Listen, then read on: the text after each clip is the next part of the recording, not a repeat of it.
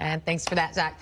Listen, as children head back to school this month, the transition from a relaxed summer schedule to a more structured school routine is always challenging.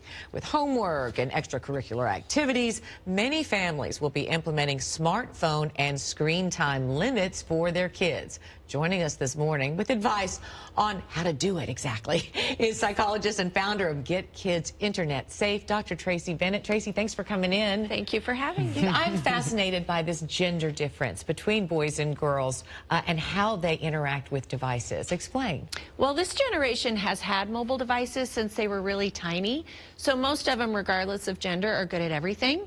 But in general, girls tend to prefer social media and boys tend to prefer gaming. But they are having play dates while gaming. Yeah, play dates are old school. Now a lot of their play dates happen in their virtual lives. Not yeah, just they're their supposed to be so lives. connected, and yet they're so disconnected from each other. Okay, I want you to give us the straight skinny, like what you're seeing in your practice. I have a 13-year-old. My biggest fight is put that thing down, and then you have some kid playing Fortnite winning $3 million. So, you know, maybe you have to put that Mom. down. Big gains. You know, then you hear all these studies that say they're going to be not socialized. They're not going to be able to, you know, relate. There are all these problems. Are you seeing that in your practice? Absolutely. So I've been in practice for 25 years. I have teens myself. And I started Get Kids Internet Safe for that reason. I was treating digital injury, we call that, of all types in my office. And I realized that so much of what I see is preventable. So I went online to try to reach more parents so that we could do more prevention early on so the kids can manage that biohacking they get from their devices and their activities. I know one of the major things with social media is it's lots of research around it's breeding depression, it's breeding loneliness at higher rates than we've ever seen.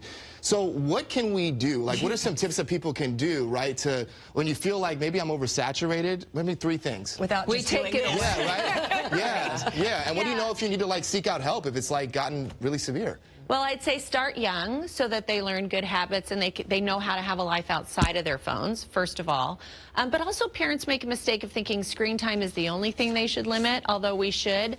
But content makes a difference. It might be as simple as whittling down to 1 social media app instead of 2, especially at the beginning of school.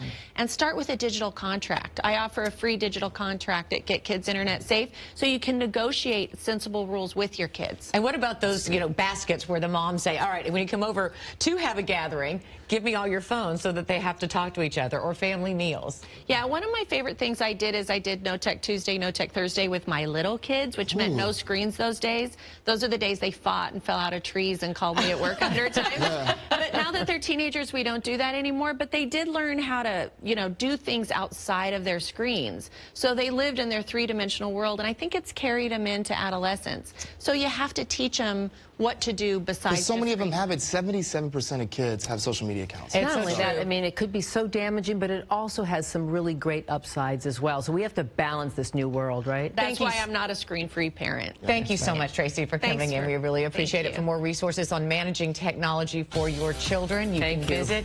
GetKidsInternetSafe.com. We'll be right back. Thank you very much. Yeah, thank you.